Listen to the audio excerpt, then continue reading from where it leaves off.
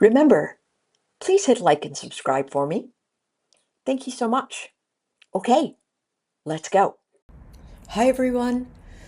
Today's Friday, August the 22nd. My name is Anne-Marie Band, and this is the Moneyball Morning Report for the Benzinga Pro platform with TrendSpider as master and commander of the charts. So, let's have a look. What we are staring down, first, big picture event. I want to make sure that I've got this squared away. This is the volume box that we are sitting in here. We had another box that was inside of that high volume range. So we've got compression, right?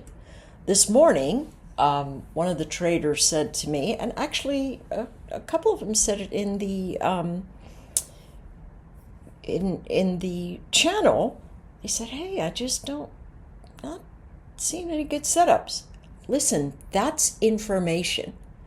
That information that your brain is saying, gosh, I'm fighting to find an entry. I'm fighting to find an exit. Your brain should go, okay, not a place to fight. I'm not trading. You don't have to trade. Right? Market's a buffet.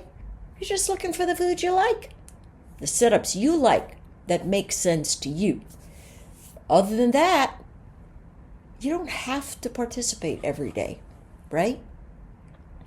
You could go fishing like Ian. Holy smokes, man. He's living the good life. All right, so that's my diatribe. Off here, we can see inside of these ranges. And, yesterday's move kept us inside of the volume box of the day prior. So this would be what John Hoagland calls in value imbalance, right? Sitting inside of the ranges. Let's go to the 30-minute very quickly and take a look at what we have going on here. Here's the last 30 minutes of the trading day, right around that zone. Our big volume box is represented by this 63.39 on the low edge and 64.54, is that right? No. 64.13. That's what we're looking for. 64.13. So from this space, what we can see is that we are essentially range bound. My thought is I'm going to look for a blow off top to take a short in. Why? Because my overall trend is down. I've had a lot of selling. A lot of short-term traders come in, continue to sell. The big spike in the morning looking to break this area at 63.65. It held, and so now I'm looking for the reflexive move back to the upside where I'm going to look for another short. So could it be as easy as 64.13? Potentially. Could it be all the way up here at 64.25? Potentially, right? I'm just going to move from one volume box to the next. This volume box we're already through. Notice it's where the traders are sitting as frontline support. And this is a 30-minute formation from the prior day. The opening 30-minute candle. Look, they're framing it out as support. To me, though moving averages are down, mixed, momentum is up, it tells me that there is a very good shot at dips being buy zones. Jerome Powell speaks at 10 a.m. Eastern Time. Going to have volatility. We've got to watch out. Higher levels all the way up to 6,425. Lower levels all the way to 63.65, where they are trying to hold the floor. If they break it, we've got ourselves some downside rotation. Right? Mixed bag, folks. That's why you're looking at the charts going, I don't know where to put a buy or a sell. That's your inner voice saying, then don't put either of them, right? Learn to listen to how your brain is finding opportunity. And when your gears are grinding up, know that it's actually telling you something. It's saying, hey, your gears are grinding. Don't worry about it. No, not necessary. Not necessary to take a trade here. When it looks good to you, then you can get in and assess what you need to do. Let's go to the NQ, 30-minute formations. We've got this, where's this volume event? This is the volume event here, right? So we're inside of the box from 2 days ago,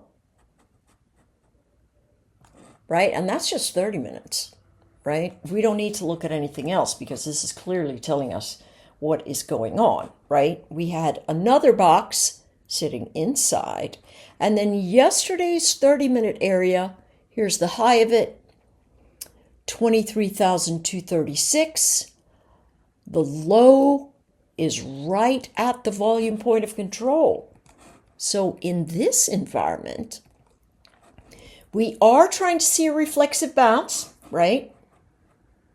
Very big selling pockets. We're sitting inside value and inside range. And so we're going to have sideways formations. Dips, to me, in this environment, look like 23,170 all the way up to 23,210. That's going to give you the particular buy zone. If you want to chase it out here, it better be just for a scalp, because overall trend is down on the bigger time frame. It is sideways on the shorter time frame moving average, but giving us a little bit of an updraft. Big picture says we're caught inside of this box. So we very likely, if the news is whatever, if all of these guys who were short start saying, holy smokes, I better not get up over that VWAP of 23,330, or my price action is going to hit to the north. That's what we're looking at, right? So my thought is deep dips, don't put limit orders out before 10 o'clock. Let it wiggle around and then collapse to super tight time frame. Make sure it holds where you're thinking it's going to hold. Recovery of 23,000 ought to send us back into value area low if we happen to fade, okay? This is just absolute noise, pure noise. So don't worry about not getting caught up in it, right? Because it's going to be noisy. You're going to get 3-4 ticks and you're going to go, I got to get out. All right. So just watch the edges and make sure you're looking at them on a big time frame and you're looking at the relative framework. And this relative framework is a mosh pit. These are very ugly price patterns. They show a giant fight going on between groups of people who have a lot of money that are trying to push price in opposite directions. Some of them trying to push price to the north, some of them trying to push price to the south. All right, last 30-minute candlestick of the day for the YM. As we consider that, let's see what happens here. Last 30-minute candlestick puts the low at 44,880 or so. Now where are we? Volume point of control. We're looking at essentially, we want 3 days? No, let's just get 2 days plus today. Right? They're battling right at the volume point of control, halfway through this candlestick formation, right? So this could be a place where you go, might be topping tail. It might be topping formation here. Let me see if it can bounce and then fade, but you have an upward moving average here. You've got strong momentum. The dips are going to buy, right? So is it, you want to buy the breakout? You can. The next line in the sand is 45,070. And then the line after that, 45,124. You absolutely can buy this breakout. The question is, what's the risk? I like the risk to be old resistance that has tested as support time after time. Something else we could use is the handy dandy Fibonacci, right? Where are we? We're inside of this volume box. We've broken out of this volume box below. Now we're at this volume box above. That's the 50% range. You know what happens? They dance around here. If they can get above it and do a positive retest, they're going to the top of the box. If they can't, they're headed down into the bottom of the box or the next area of support. My suspicion here would be, if you want to trade this, you got to go down to maybe a 5-minute and see what it's telling you. The 5-minute is still saying, hey, my dips are buys, right? Dips are buys, and if you are going to try and take a short here, you better wait for it to rotate over, right? All right, micro Bitcoin. Still in the X contract. Why am I always forgetting?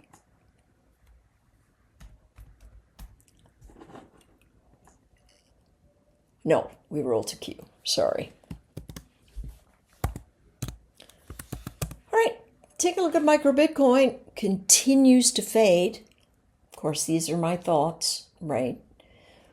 Why are we watching Bitcoin fade?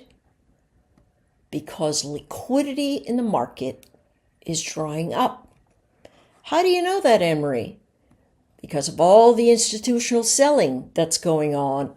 People who watch that are going to go, I better pump the brakes and take some profit. And that is what is happening here with Bitcoin. Where are we next? You know, I have 111,000. Let's see where the highest volume candlesticks of the prior day are. Yeah, they don't behave quite like the indices, but you can see that they're trying to defend that zone. Look at the trend and momentum. Bounces are going to be sells, right? Any kind of bounce here is going to be a sell zone.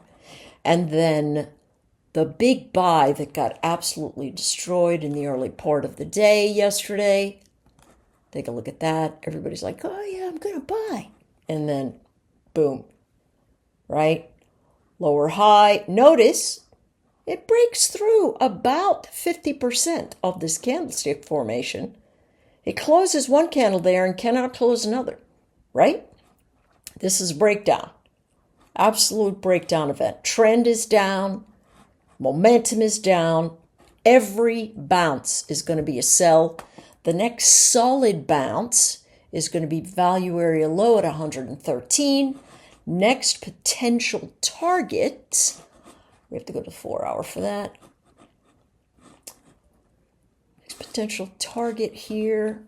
Whoa, we don't have any volume readings from the old month. Old resistance, new support. I expect the next volume event ought to take us down to 109,000, and then we're just going to follow the Fibonacci's down, 107. That's what it looks like to me. Bounces or sells, no doubt about it. Are buyers going to try and come in here? Yes. Do they normally try to come in at the opening tick of the day? Yes. So you want to be very careful. If you're trying to short and you do it at 9:30, not going to be great. It could roll over, but they do have a tendency to try to bounce. All right, let's take a look at oil. CL. You? No, we're in the V contract. Sorry. CLV25. Okay. Oil continues to rise. People don't really believe this Russia-Ukraine business is, I mean, what a mess. But we have a high volume candlestick here yesterday afternoon at 2 o'clock. Remember, that's where the high volume candlesticks normally appear in oil, simply because that's when the trading closes for that. And we have upward trend. Look at this momentum. This is looking for a blow off top. Let's go to 4 hour. All right, if we go to the 4 hour, we can see the VWAP, the volume weighted average price, is the battleground right now at 63.62. As you might recall, earlier in the week, that's what I said we would be looking for, somewhere around this zone. But value area high is 64.23. So what do we expect? Any big spikes should be sell zones. I like the selling pressure event if it shows up at 63.87, 63.94, something like that, and then collapses. I would like that very, very much as a shorting event. The chart is caught very sideways, but in the tight moving average, it looks great. It looks, on tighter time frames, it looks fantastic.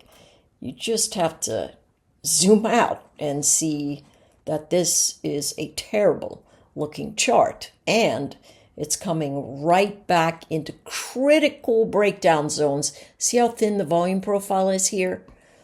It just fell right through those pockets.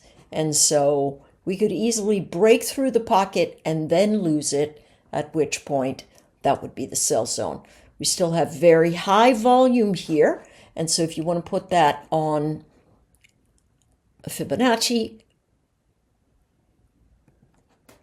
yeah, it's coming right into view with what we're thinking about. So dips or buys, with the dip action being about 63, maybe 63.20. A little bit of risk right there, but that's what we look for until it's ready for its rotation. And that could be, it could be right here. You could say to yourself, oh my gosh, this is a buy. And you buy it at this 63. I would wait until it comes to the top of the box. You buy it at the 63 event. It bounces to 63.25 and then turns right around. You have to be cognizant of the fact that, the sellers just showed up. I got to get out of here. Let's take a look at gold.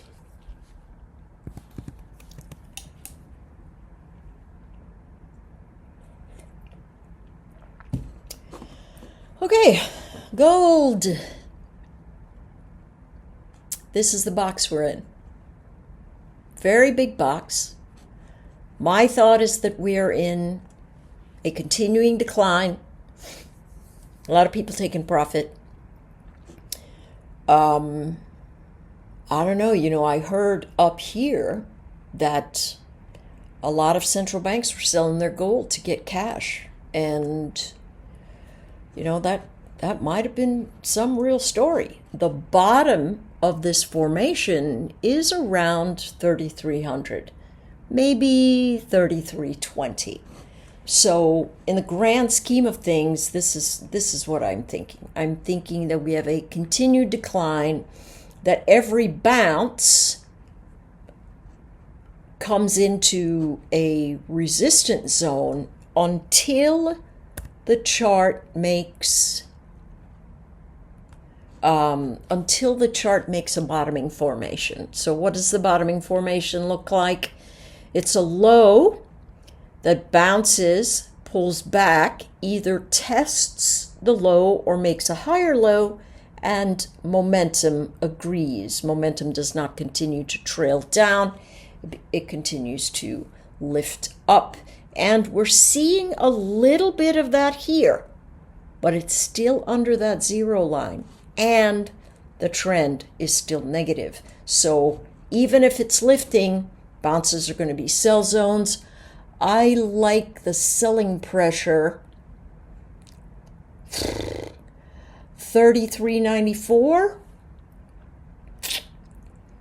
I don't like any of these formations in the market right now. To 34.05. This is just a place where I go, if I'm not feeling it, I'm not doing it.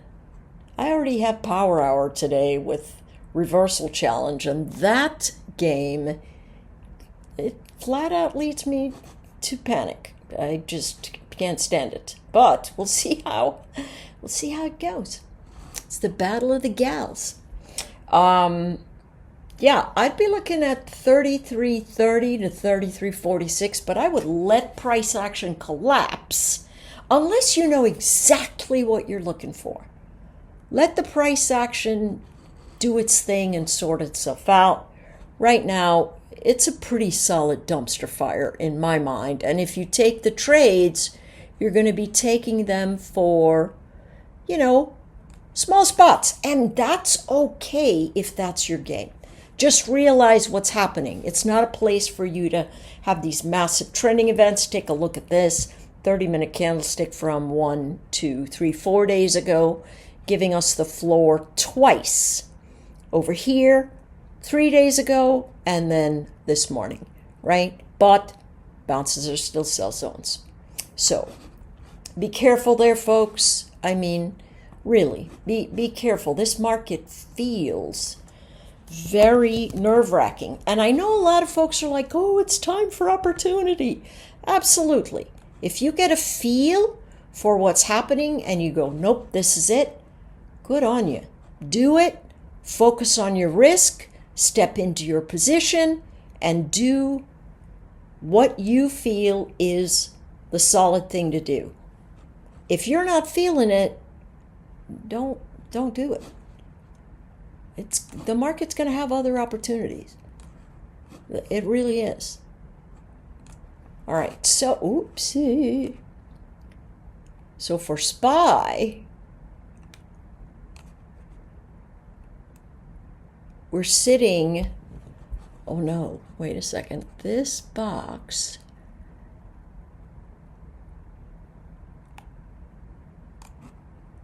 this is yesterday's 30-minute formation. We're above that. The day before's 30-minute formation could give us a little bit of resistance / support. What are we looking at? Low edge of 634, high edge of 639. That's the box we're sitting in. This was a very aggressive selling event, and now the traders are trying to get to the top of the box. That's where I think they're headed.